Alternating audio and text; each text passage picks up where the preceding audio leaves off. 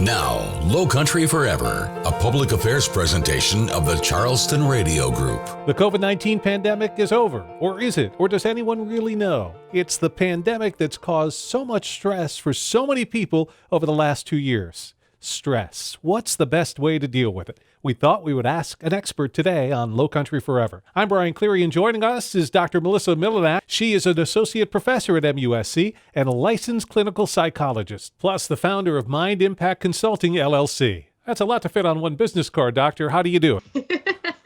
You get really good at managing your time and really excited to help people at all different times. Well, you've been somebody who's been able to reach out and touch and help so many different ways. Let's start with this. Mental health. It's a very generic term. A long time ago, it used to be a bad thing. You didn't talk about it. Mental health has certainly evolved over the last couple of decades, let's say. So mental health. How is it that you define mental health? I think you've hit on a couple really key points. That mental health was something that people wanted to avoid and didn't really understand what it is. And partially what we see now is that there are all these different terms that are sometimes used interchangeably. Sometimes we don't understand what it is. When we think about mental health, many times people typically are thinking of specific psychological diagnoses, thinking of anxiety disorders, depression, PTSD. Sometimes you hear people refer to severe mental illness, things like schizophrenia. Then you have from the mental illness and mental health and that aspect and piece, then it starts to grow and expand, and we get other terms, behavioral health, wellness, well-being. So when we think about these, many times behavioral health is going to expand to include things such as substance use. You're going to see individuals working through behavioral health, like with sleeping, or for individuals that maybe have psychological components that are impacted by medical conditions. So somebody going through a cancer diagnosis, or even somebody that has to do an evaluation to undergo bariatric surgery. Then we hear now these new terms of wellness, and wellness was a term that came out that typically refers to a lot of these programs. You hear people talking about wellness for sleeping and exercise and nutrition and such, and many times it's the physical health component, as well as with businesses, it's looking at healthcare utilization. And then now there's the term well-being. Right. Well-being really is this piece that we see that comprises the whole comprehensive person. When we look at research on well-being, we see that there are all these aspects. There's the physical well-being, emotional well-being, social well-being, financial, workplace, that really that whole person, you go to work and you don't leave the rest of the life at the door. For many of us now in hybrid situations, we don't even walk through the door. But that's why you're now seeing this transition, and especially with everything that's happened in the last few years with the pandemic, really shining a light on well-being, and that all these pieces are interchanged. We know that when we have strong social support and good social well-being, that can actually be protective against some mental health concerns and issues. And so they're all connected and related. We talk about the pandemic, the last 2 years, there's a lot of focus on that. Is that really the cause of why so many people are losing sleep, stressed at work, or was that just the thing that kind of brought it out, but it was always there? I would say that it's a little bit of both. Okay. There's definitely the fact that we have seen, and there's lots of research that has now been done, but even before the numbers came out, where we were seeing that a lot of people that hadn't experienced some of these concerns in the past were seeing it for the first time. We are, as a society, very prone, even before the pandemic, where there were many people that weren't sleeping well and had insomnia issues, and people that were under significant stress. I mean, those were the things we wore as a badge of honor. Who was the person that got to work the earliest and stayed late and pulled the all-nighters to show that they were dedicated? You know, you heard those phrases of you snooze, you lose, time is money. And so, or the person that was, to ask anybody, I'm stressed. And just like when you walk into a smoky bar and you acclimate to it after a few minutes, we saw the same thing with stress. As a society, we were used to being stressed. That just showed that we were alive and we were functioning and we were working. So for people that were already experiencing it, the pandemic for many people added to it, exacerbated it, maybe took people from a low grade kind of simmer up to the boil. And then for other people that maybe had certain coping strategies, even healthy coping strategies, think about the exercise or being outside and doing certain activities, all of a sudden, a lot of those coping strategies were taken away. Again, we talked a moment ago about how social support is a really important piece, and now people were in isolation. So there was research that actually came out of Harvard Medical School, UNC Chapel Hill, that kind of mid-pandemic was showing that over 2/3 of the population was now being impacted by sleep sleep problems, difficulty falling asleep and staying asleep, feeling lonely and isolated, 87% worrying about all these new concerns with health and things they hadn't concerned about before, 65% feeling depressed, seeing over 2/3 now experiencing anger and irritability and not having any outlet. So I'd say we definitely had some exacerbation, but for other folks, definitely a new experience that really helped people to realize we can't ignore this anymore. Is that a positive then that came out of the pandemic? Can we look at something from a positive standpoint? I mean, some of us got to work at home maybe. Is that a positive, that what you're pointing out there, that, well, maybe we realized something? I think that any time that we can shine a light on issues that are really impacting public health and society and to help to take some of the stigma out of it, there's definitely going to be that positive, because then it helps people to be able to get, whether it's access to services, whether it's a little more comfort having the conversations, and even just recognizing that it takes strength to seek help and that resources are available. Some people may not either have known that resources existed or didn't have the funds or the insurance or access to get there. Now, I think there's also the piece where obviously it's a negative in the sense that so many people are experiencing so much distress and discomfort. But I think that, as you say, the silver lining is that being able to shine the light and saying we can't ignore this anymore, and that a lot of people have been suffering in silence. So now the fact that it's much more broadly recognized helps people to get the help that they may not have had access to or the courage to seek in the past. We're talking about mental health issues, well-being, all that kind of stuff. Dr. Melissa Milanak is our guest. She is an associate professor at MUSC, a licensed clinical psychologist, and she is also the founder of Mind Impact Consulting, LLC. You can go to her website where, speaking of well-being, you'll find Well-Being Wednesday videos. So every week you post, it's about a 3-minute clip, and it focuses on a different subject. How did that come about? So as the pandemic was continuing through 2020, I had so many of my clients and patients and just individuals that I had the pleasure to work with and organizations. And everybody kept saying there's so much information out there now. We're not always sure either what to trust, what should we look at, or it's so much to consume, it becomes overwhelming. And of course, there's a difference between easy and simple. But I wanted to find a way to give people, especially with our attention spans, with everything else that was going on, one place where they could go that each week I would be presenting, whether it was certain resources or tips or a strategy, but not just to make people more anxious about being anxious, right? Or make people losing more sleep over the fact that they weren't getting sleep. People knew that these problems were there, but it's the practical. What can I do about it? How can I apply it? And what's even one quick action item each week that I can try to implement so I'm not being overwhelmed by everything, but something that's based in research, something that's practical and simple to implement, and something that I can really try out for the week to get in a habit of helping to make it improve something in my life. And not every single topic may apply to every single person, right? But when you're doing it every single week, you can either learn something for yourself, for someone else you care about, and it sometimes maybe even just helps you to think about things from a different perspective, which that mindset shift can also impact our well-being in positive ways. And if somebody wants to look at one of the Wellbeing Wednesday videos or do that on a weekly basis, hopefully, where do they need to go to find them? So I try to make it as easily accessible as possible. They can either go directly to my website, mindimpactconsulting.com, and under Insights, you'll see the Wellbeing Wednesday link. I also do post these on Instagram, on Facebook, on Twitter, and on LinkedIn. So anywhere that you can find me, Dr. Melissa Milanak, you'll be in Mind Impact Consulting, you'll be able to find those videos. And they're free access for anyone, shareable.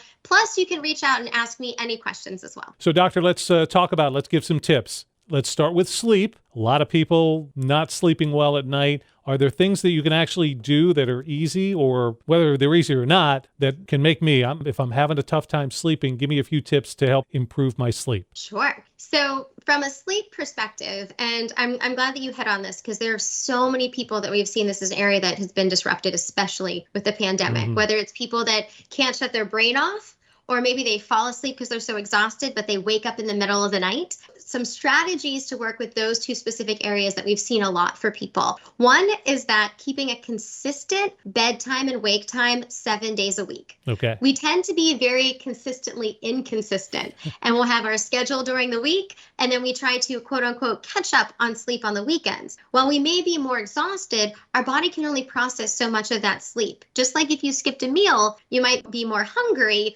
but your body can only process so many calories. So the first, simple versus easy sometimes, but is to have a consistent bedtime and wake time 7 days a week. When you're doing that, your body learns when it should be tired, and it's able to figure out how much sleep it's going to get so it can calibrate and adjust how much time to spend repairing the physical body and the mind. The second tip would be that we want to reserve our bed for sleep. We don't want to be watching TV in bed, reading in bed, eating in bed, because our brain gets confused. Just like you would think, oh, I go to the movies, I'll have popcorn as a snack. Right. We want your brain to say bed, sleep. Sometimes it's awake, it's confused. Should I be awake? Should I be asleep right now? If I'm sleeping other places, we may start getting sleepy every time we're on the couch because we've trained our body that that's where it can get sleep. So I tell people sleep and romantic activity, the bed should be reserved for.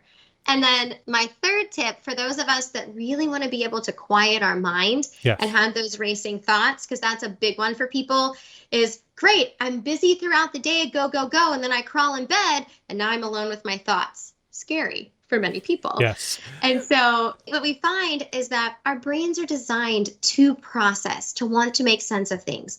And when we're so busy throughout the day, we're never giving it that time to do that.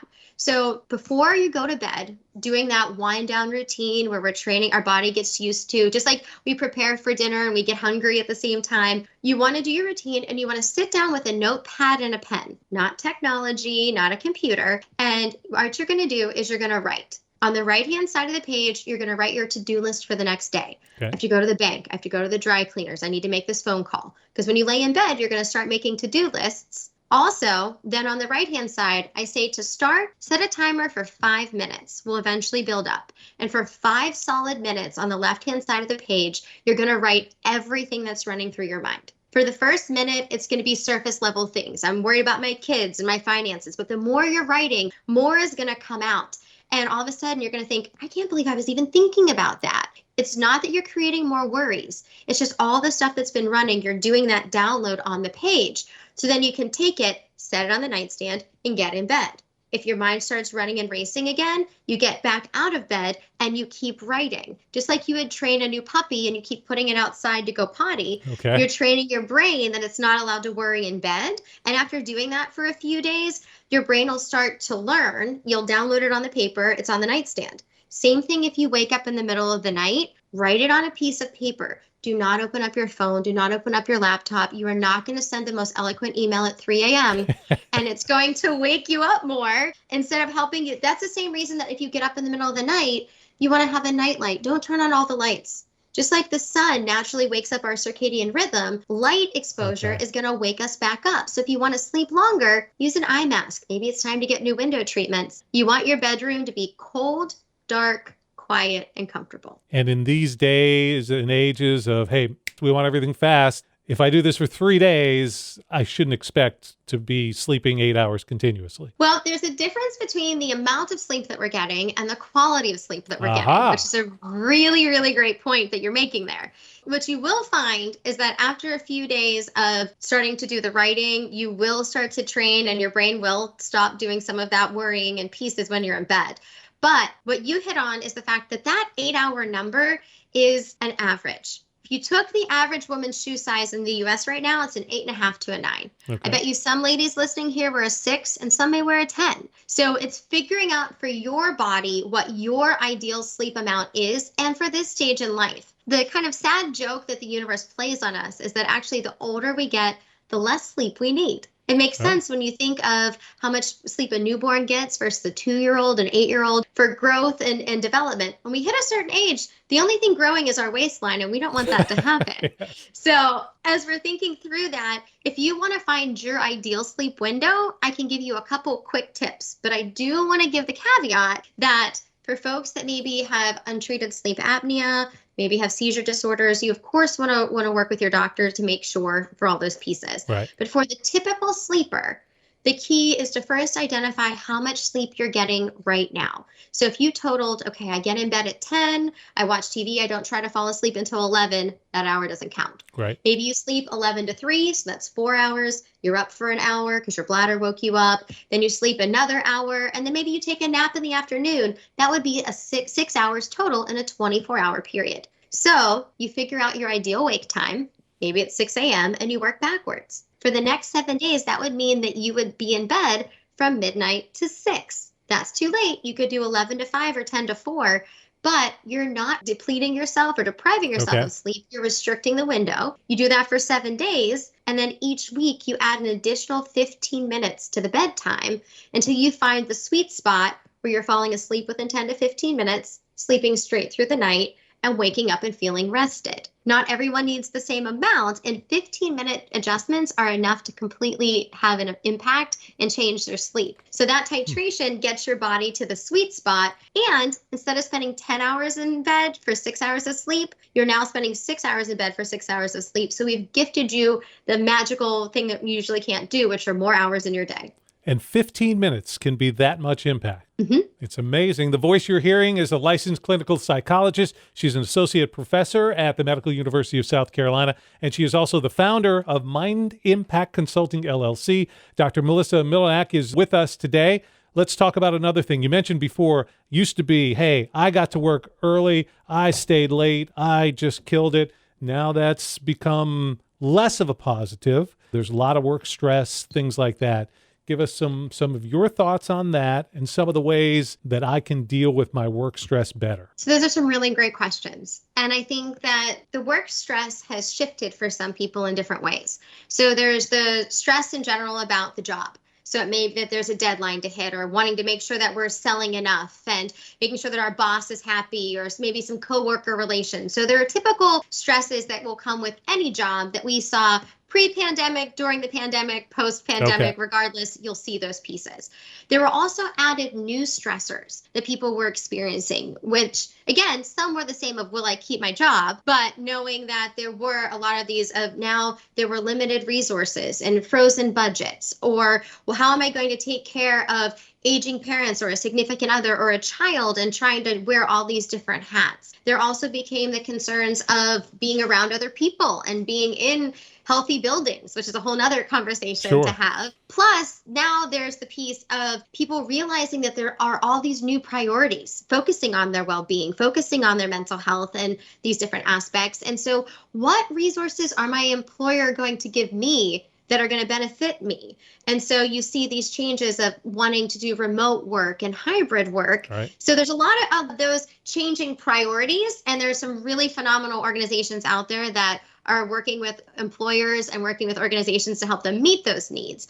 But there's also the practicality of just everyone is at a higher level of stress. If you are working customer facing, whether it's retail or customer service, a lot of people, they have shorter fuses. Yeah. And there may be a lot of, okay, great, there's wonderful strategies where I can take a 15-minute break and go for a walk or go do a meditation or do these things. But sometimes there's also the practical need to de-stress at your desk. Or it may be the factor that I don't leave home anymore and I am working from home and I have my kids and I have all these distractions. And so there are certain strategies that people can implement. And again, we talked about simple versus easy. Yes. Things like you hear people say, take a deep breath.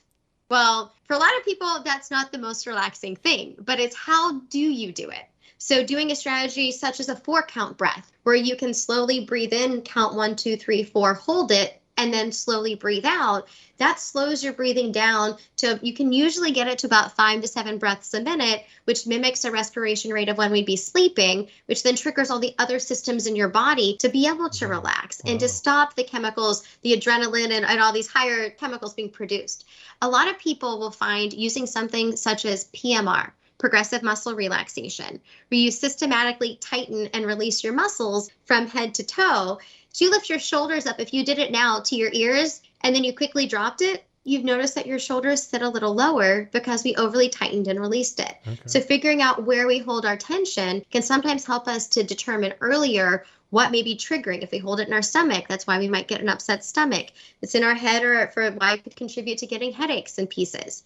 For a lot of people, even doing things such as doodling or coloring helps them to focus versus all of the multitasking. That has contributed to our stress in many, many ways, because now we're spending so much time in front of computers and pop-ups are happening and we're trying to multitask, but now we're missing that important piece of the conversation.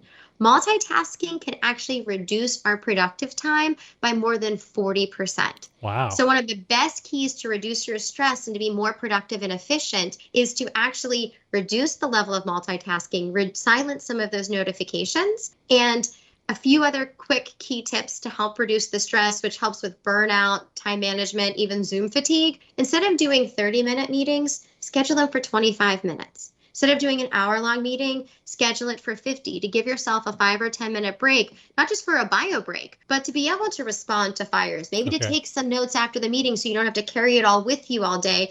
We saw people adding at least 1 to 2 hours a day to their workday during the pandemic because we were on such back-to-back-to-back meetings, we weren't having time to do those follow-ups. Also, blocking time in your schedule when you can to clean out your inbox or to be able to do certain things. So then instead of immediately going in the morning and you have your plan that you wrote and then you get delayed or distracted by your inbox, you can cross a few things off. And then lastly, another quick de-stressor piece is we usually say if there's something that you've been procrastinating and putting it off, if you can force yourself to do that first thing in the morning, you're not only going to feel more accomplished, but it's not going to be hanging over you all day. And you're going to make sure that it's knocked out and done. And you're going to feel like you did something well, which is going to propel you through the rest of the day. Let me take you in a little bit of a different direction, because as we talk about all these things, it brings me back to the Summer Olympic Games. And here we have Simone Biles, who is the greatest gymnast in the world, and she's unable to perform, and it becomes, as it's described, a mental thing. When you hear that, you're an expert on these sort of things. Can you take me through your thought process and what may have happened to her and how she should deal with it? And then do we look at it from a parent standpoint? In the past, it would be dad just saying, go out there and play, shake it off. Obviously, we didn't want that to happen. What was your take on that situation? Lots of thoughts on that from lots of different perspectives. I think that what's interesting, and to pick up on a few words, is that you'll many times hear people say should. I think that we need to be cautious that each person is individual and is going to deal with things in different ways. It's the same thing as we see even people on the most extreme cases that go through what we call a potentially traumatic event. And some people, they respond to it differently, just like some people were exposed to the virus and got it, and some people didn't. So I think that the first thing is to recognize that there are some common patterns. Everybody's experience is their own. Right. And you may have two people that look exactly the same, but their experiences could be completely different. So I think that the first piece is that it is important to look within yourself and to be able to recognize what your limits are and what your comfort level is and figure out that balance. The way that we think about it, if you would think of an athlete in training, where there's a difference between the kind of mindset of I can't do it versus there's really the point where if I lift that heavy weight, I'm going to pull a muscle or I'm going to hurt myself. You hear a lot of athletes that talk all the time. And I've coached many, many athletes that I've worked with from a psychological standpoint on visualizing the event and seeing where they're at and getting through that headspace, like the marathon runner that has 2 more miles to go. Right. And so there are pieces that you hear people talk about mental toughness. And so sometimes it becomes that balance of being able to know yourself well enough and to be comfortable enough to recognize that there is so much of that mental piece and that psychological piece and that mindset to complete any task, just as the person that's going to get up and perform on a stage and sing or dance, that they have to have the mindset to be able to focus and be in that place. You see a gymnast that's hurling themselves through the air, if she is not in that right space to be able to make sure that she is going to be able to be focused, she could miss a landing and could significantly injure herself. Right. So there's a balance of figuring out, is it fear and a fact of somebody that doesn't believe in themselves and can have some support to say, okay, no, you can do it. For each person, it is their own reality and their experience. So I think for her, what was great is she set the example of saying, you know what? I am at a threshold and a point where I am not comfortable putting myself at risk to do this. I know that I'm not going to be able to contribute to my team and help them. And it may not be healthy for me. And so for people to be able to stand up and do that, if somebody wasn't in that public eye, they may have been ridiculed more for it. And you do get both sides of it. I think there's some that's individualized, but it's okay to also encourage and to check and to ask the question. That's one of the most important things, not just in that situation, but through all of this, is that asking people genuinely, how are you?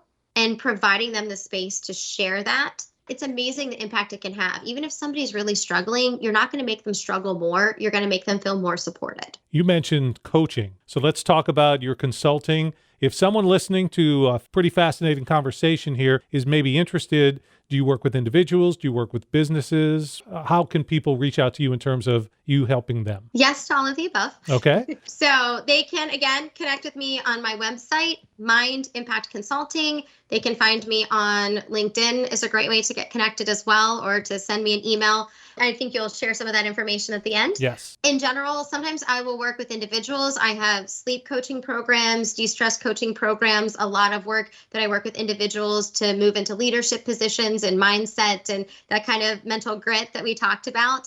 Additionally, I do a lot of work with businesses and organizations and teams to help them, whether it's from a team dynamic standpoint or working with organizations to really build and grow.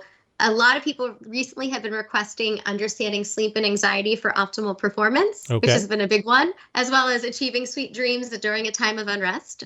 I love the opportunity to get to work with all different individuals to help them to sleep better, de-stress, and really improve their quality of life. And for the first step, I think everybody should be watching the Wellbeing Wednesday videos. 3 minutes of your time, you're going to get a lot of good information. And if somebody does want to do that, where can they see those videos again? So they can go to my website, mindimpactconsulting.com. They can look on LinkedIn under myself, Dr. Melissa Malanek, as well as Mind Impact Consulting has an Instagram account and a Facebook page. They're usually about 2 to 3 minutes. I also do have a YouTube channel as well. And I would love for folks to watch and leave comments and to be able to tell me other topics they want to hear more about. If there's something that you have questions about, put it on there. We have some really great discussions. And the whole point is for it to really have access to real world applicable practical tips that people can start using right away. And as a quick example from her website, let's share the March 23rd, 2022 Wellbeing Wednesday. For this week's Wellbeing Wednesday, I want to talk about the importance of listening for our well-being. What we find is that many times communication is such a core component for our well-being, for our social relationships, for our productivity, for our ability to get things done. And many times when there's a communication breakdown, we start breaking apart and thinking, what could I have said differently? How could I have made this argument differently? But what research shows us is that actually listening is one of the most important core components to effective communication, which then also has a significant positive impact on our productivity as well as our interpersonal relationships. Many times how listening can see the breakdown in communication is that we are engaged in multitasking. We're trying to do multiple things at the same time, or we're thinking about what we have to do next, or what happened before this conversation, instead of being in the present moment and really being able to focus on the content. Then what happens is that we end up either reacting to only part of what we heard, we jump to conclusions of what we think the person is going to say, or many times we listen to respond instead of listening to understand. And because we're formulating what we want to be able to say to get our point across, we end up missing really important key components. And then that impacts not only our ability to be more productive, but those interpersonal relationships, both personally and professionally. So some quick important tips to improve our listening skills and to really become active listeners.